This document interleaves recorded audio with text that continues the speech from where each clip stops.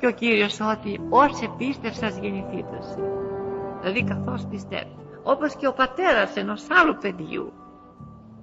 Όταν κατέβηκε ο Κύριος από το όρος, από την προσευχή που έκανε, ανέβηκε αυτός ο πατέρας, ο οποίος είχε παιδί και αυτός σεληνιαζόμενο, και προσέθεσε στα πόδια του Χριστού μας και του είπε: Κύριε, λέει, το παιδί μου, λέει, σεληνιάζει και κακώς πάσχει και λοιπά. Το οδήγησα στους μαθητές σου, αλλά δεν κάνανε τίποτε.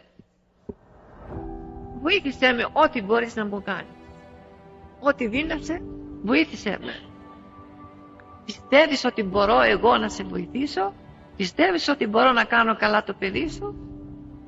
Αν το πιστεύεις, φοβόμενος ο φτωχός μην τυχόν και δεν πιστεύει όπως χρειάζεται και όσο χρειάζεται για να γίνει το παιδί του καλά, λέγει στον Κύριο: Κύριε, βοήθη μου την απιστία, ενίσχυσέ μου την απιστία να γίνει πίστης δυνατή, ώστε το παιδί μου να γίνει καλά, εφόσον η πίστη είναι αυτή η οποία θα βοηθήσει να γίνει καλά.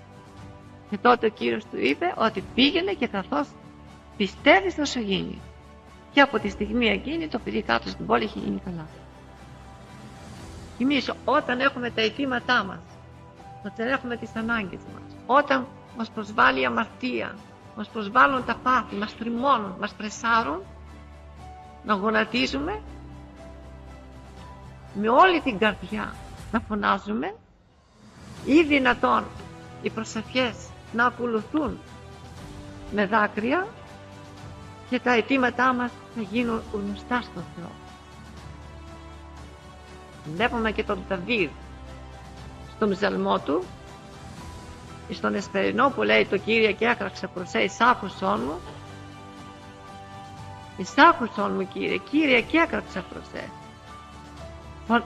Κύριε, φωνάζω σε σένα, κράζω με όλη την καρδιά μου, με όλη την ψυχή μου.